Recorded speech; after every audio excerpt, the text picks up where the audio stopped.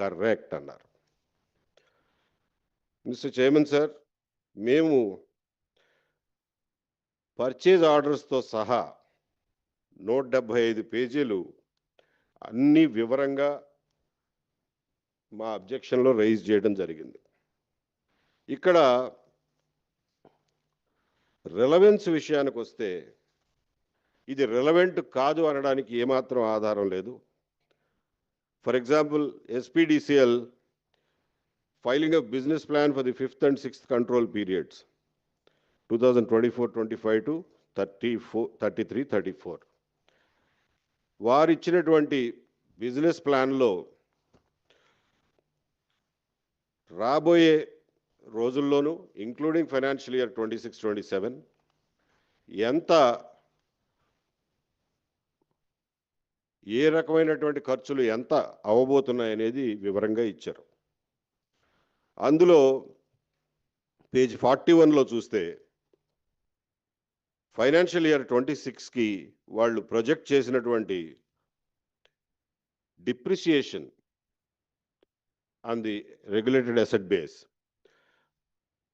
1661 కోట్లు.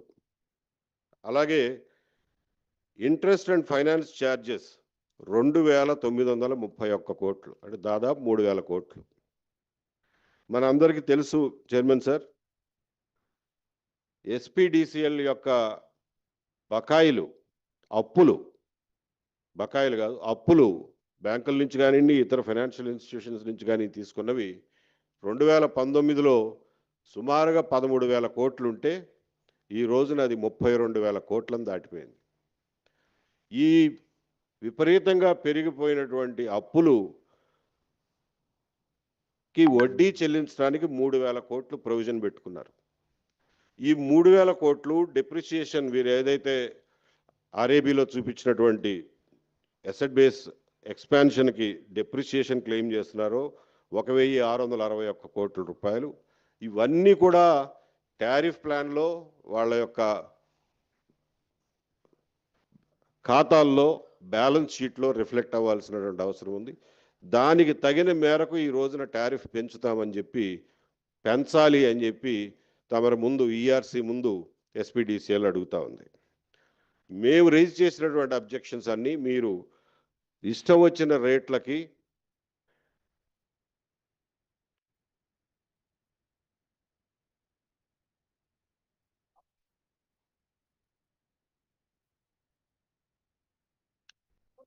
అడ్డుకుంటున్నారు. వచ్చేవాడే లేడు అసలు. ఎప్పుడు ఆయన జస్టిస్ భవానీ ప్రసాద్ గారు అందరినీ లోపల రాని అని చెప్పారండి. ఖాళీ ఉంది కదండి, కూర్చోండి.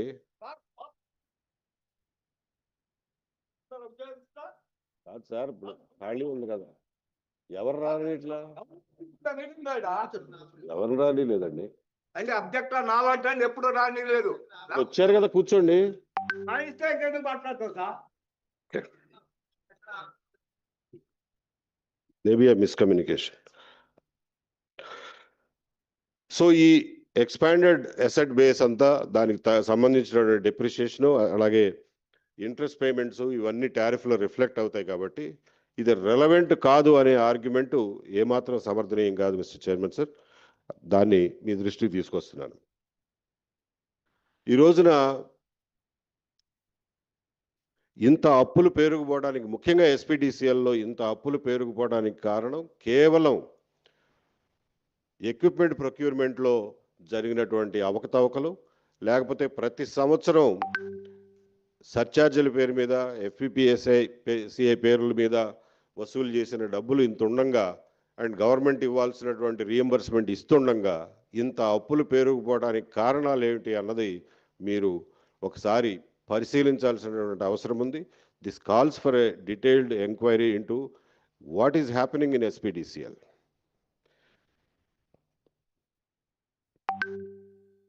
తర్వాత రెండోది, వారు ఎస్పీడీసీఎల్ వారు చెప్పినటువంటి రెండో ముఖ్యమైనటువంటి విషయం ఏంటంటే, ఒక్క మాటలో మీరు చెప్పినవన్నీ ఏవి కూడా కరెక్ట్ కాదు అని చెప్పి వాళ్ళు చెప్పారు.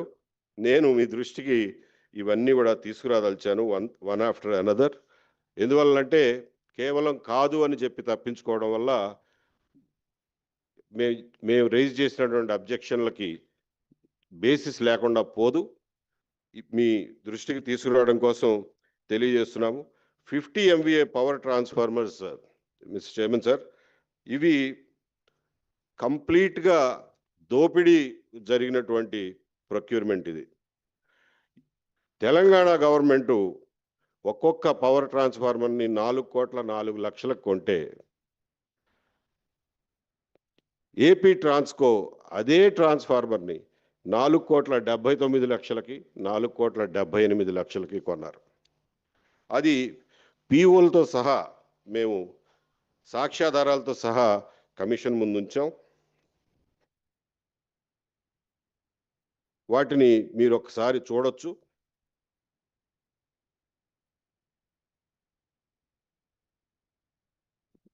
బ్రాడ్గా ఫిగర్స్ చూస్తే ఇవి మిస్టర్ చైర్మన్ సార్, 2025 మార్చిలో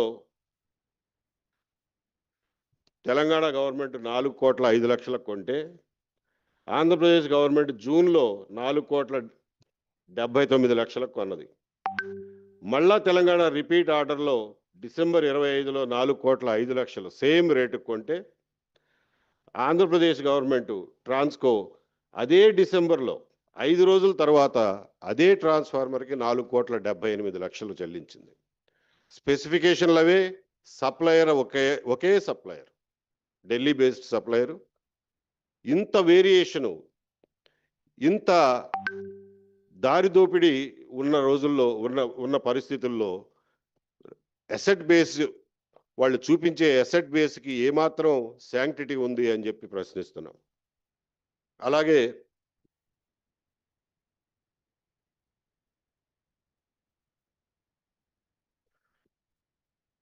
నామినేషన్ బేసిస్ మీద షిరిడి సాయి ఎలక్ట్రికల్స్ నుంచి 100 KVA ట్రాన్స్ఫార్మర్లు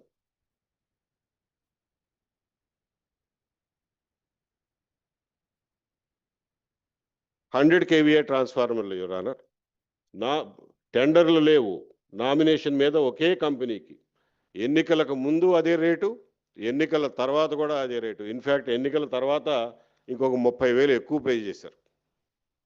3,54,000 ఉన్నదల్లా 3,89,000కి వెళ్ళింది ఎన్నికల తర్వాత. These are facts your honour. And వీటికి సంబంధించినటువంటి పిఓలు అన్నీ కూడా మేము సబ్మిట్ చేసాం. తర్వాత your honour, we want to bring this to your notice because ఇది పర్పెచువేట్ అయిపోయేటటువంటి పరిస్థితి కనిపిస్తూ ఉంది. ముఖ్యంగా